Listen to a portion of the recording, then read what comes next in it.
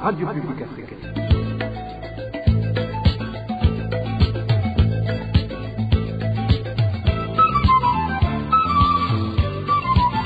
Radio Publique Africaine.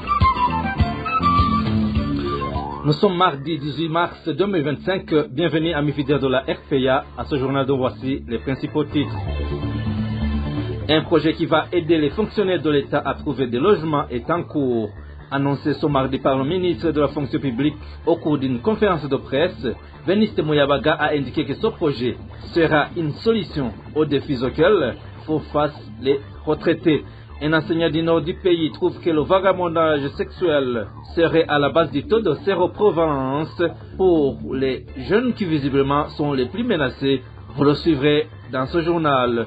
Dans ce journal, vous entendrez également la réaction du président du CEFOR Arusha à propos de la perturbation des activités de la coalition Burundi Bwabose en province Karusi. Frédéric Van Vuguinyumvira fait savoir qu'il s'agit d'une habitude de longue date du parti CNDD-FDD. Voilà pour le sommaire. Bien le bonsoir mesdames et messieurs. Tout de suite, le développement.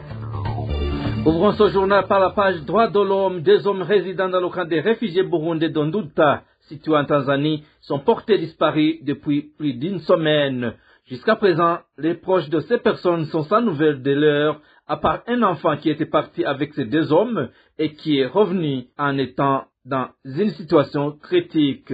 Le point avec Walter Kwizera. Les deux hommes portés disparus dans le camp d'Onduta, l'un connu sous le prénom de Rémi et l'autre sous celui de Sol, restent introuvables. Rémi est de la zone 6, tandis que Sol vient de la zone 7. Selon les réfugiés du camp d'Onduta, cela fait maintenant 2 semaines qu'aucune information ne circule à leur sujet. D'après nos sources, les deux hommes ont quitté le camp pour aller chercher une vache à abattre car ils sont bouchés. Cependant, depuis leur départ, plus personne n'a eu de nouvelles d'eux. Seul un enfant qui les a accompagnés est revenu, battu. Mais, mis à part lui, aucun de deux hommes n'a réapparu. Les réfugiés du camp s'interrogent avec angoisse sur leur sort et se demandent s'ils sont encore en vie.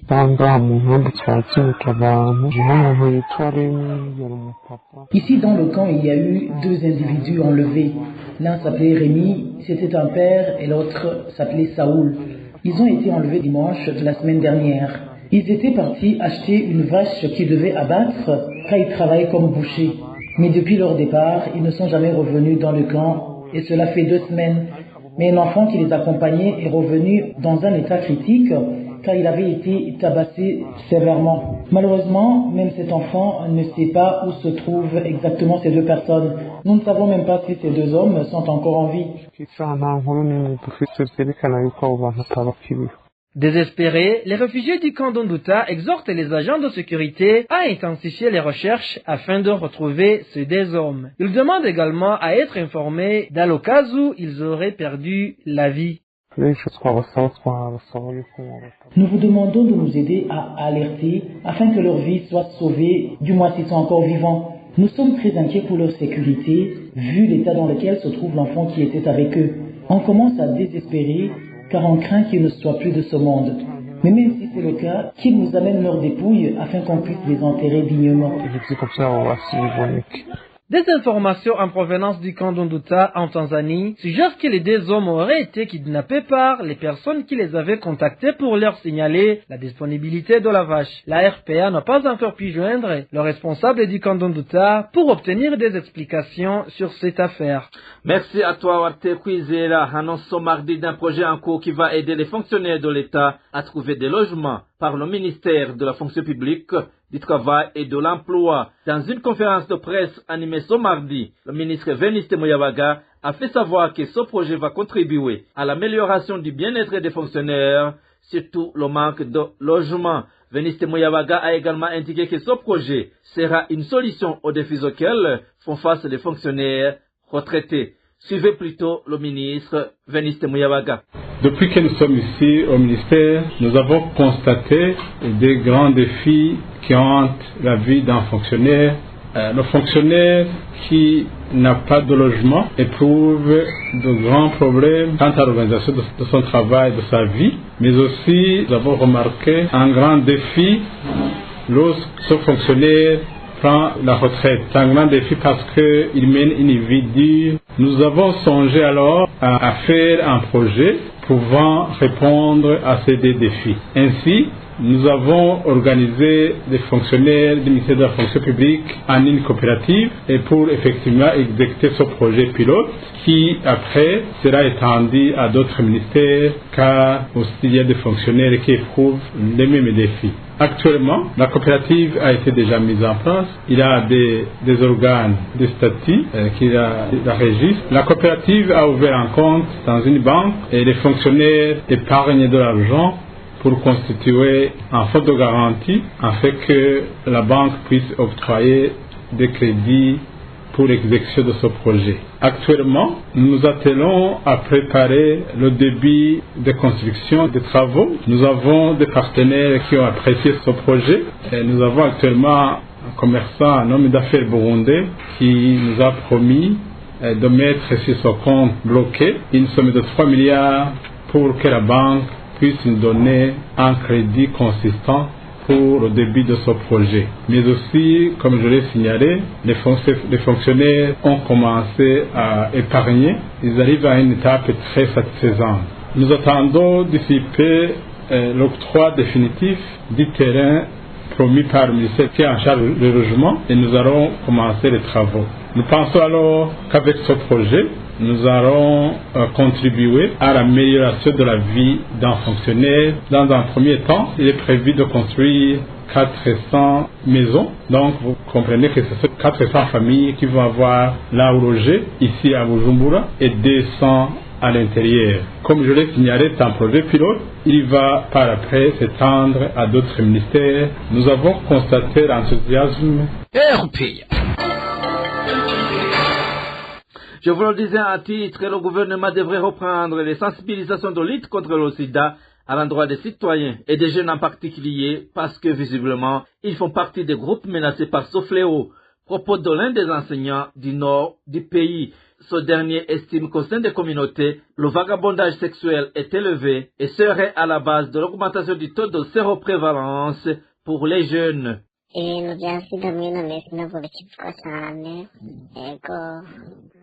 Le virus du sida, on n'en parle presque plus. Dans des milieux scolaires, il n'y a pas de club qui parle sur le sida. Je n'en vois pas. Même ailleurs, la situation est pareille. Les élèves ne sont pas suffisamment informés sur la prévention. Il y a un cours qui s'appelle FPH ou FCH. L'échange selon le niveau de classe, peut-être, elle contient quelques notions, mais je ne l'ai jamais enseigné. Seulement celle, l'ANSS, prend en charge ici des personnes contaminées. Mais une chose que je dois avouer est qu'il y a présence de plusieurs prostituées. On les voit pendant la nuit, dans des bars et des rues. Parmi elles, on voit des jeunes. Elles circulent la nuit. Ils passent dans des endroits où se trouvent des sentinelles. C'est vraiment une délinquance. Je pense qu'il faut demander au ministère de la Santé ou tout le gouvernement de mettre encore une fois des fonds dans le domaine de la sensibilisation pour que les citoyens soient informés sur le sida. Vous saurez que le rapport du ministère de la Santé sorti l'année dernière montrait que plus de 700 jeunes ont été contaminés du VIH-Sida. Selon ce rapport, le taux de séroprévalence est de 0,9% chez la population âgée de 15 à 49 ans et est de loin supérieur dans certaines villes et provinces.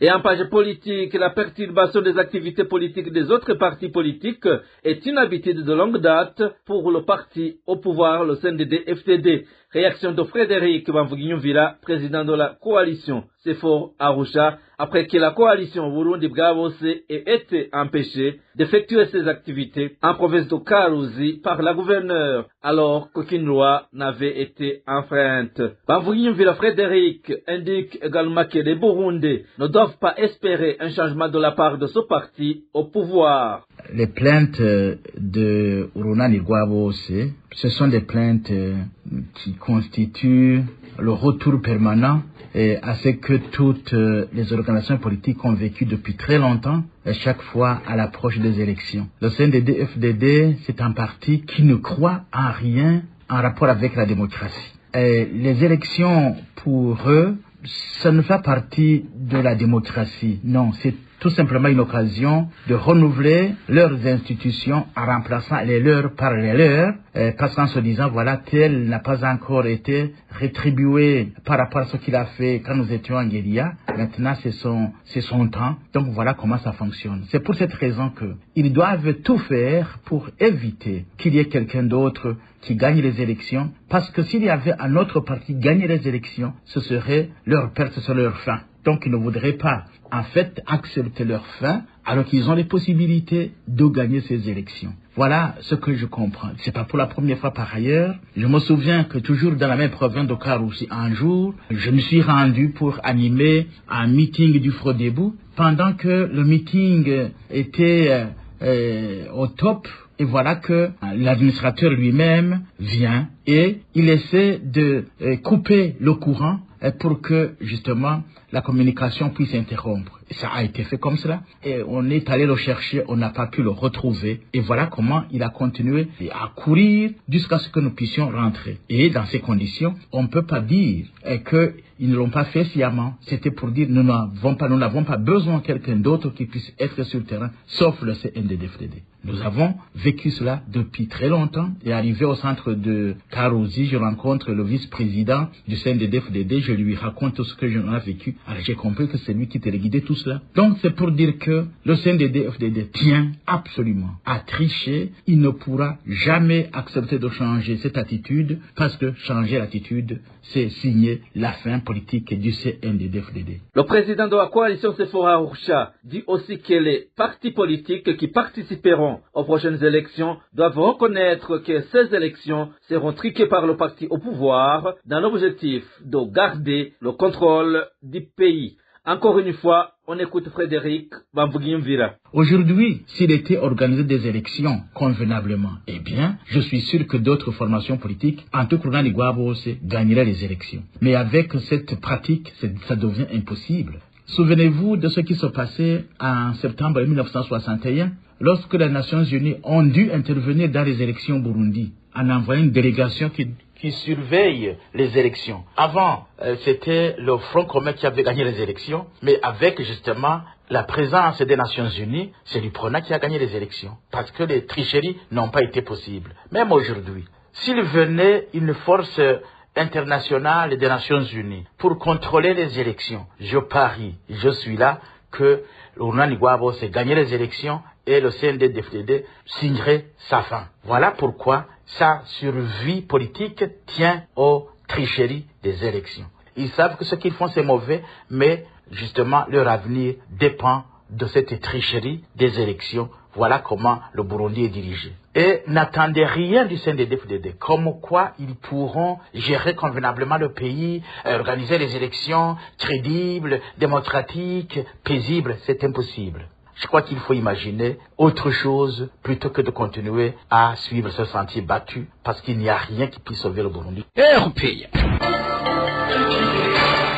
Parlons à présent société. Il se remarque plusieurs nids de poules au centre-ville de Bujumbura, au niveau du parking de bus desservant le sud de la capitale. Les chauffeurs avec qui nous sommes entretenus se lamentent de l'inaction de la mairie de Bujumbura et indiquent que cette situation met en mauvais état leurs véhicules. Les détails avec Balthazar Miburo. Des nids de poules se remarquent au centre-ville sur une grande étendue du parking de bus desservant au sud de la mairie de Bujumbura. Ces nids de poules sont remplis d'eau durant les périodes pluvieuses. Ce chauffeur témoigne.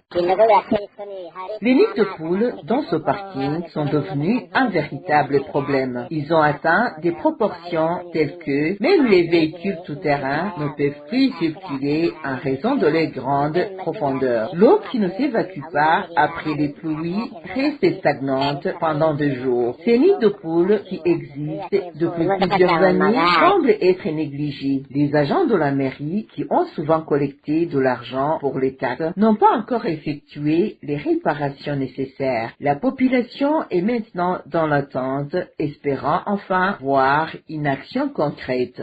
Ces transporteurs de biens et de personnes demandent au gouvernement de trouver une solution à cette problématique de la présence de nids de poules au niveau de leur parking.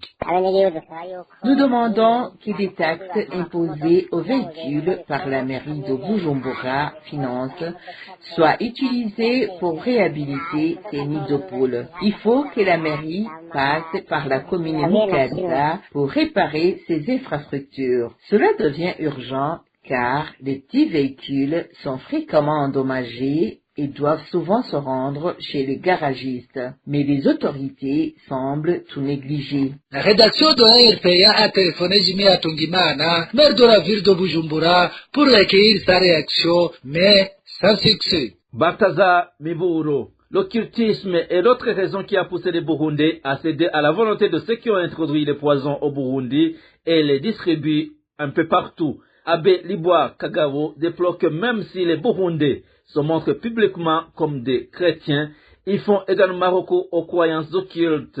Un problème difficile à résoudre selon lui, car des dirigeants du pays mènent aussi cette double vie. Suivez Abbé Liboire Kagabo, il était invité de l'émission Ijambo Nigwawe.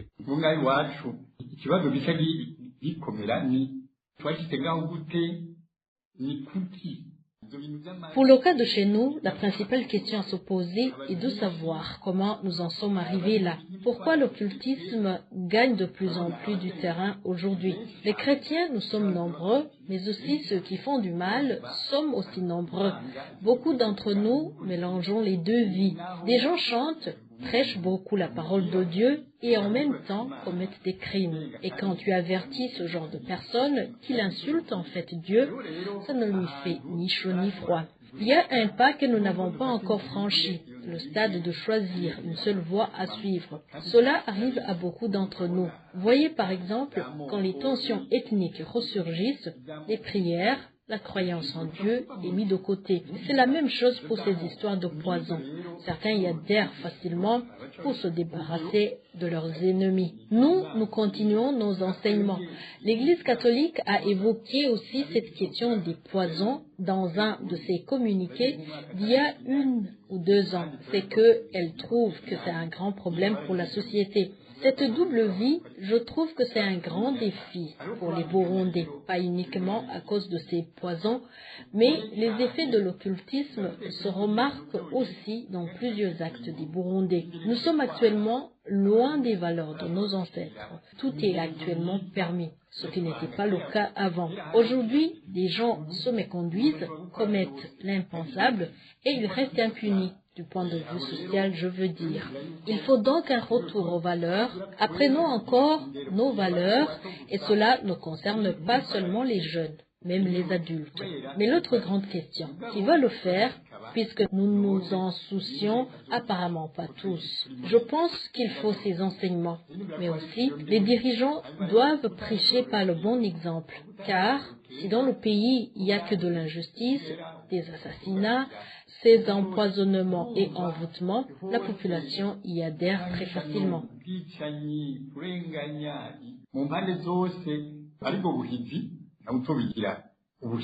L'aspect de l'introduction de ces poisons dans le pays sera abordé dans nos éditions de demain.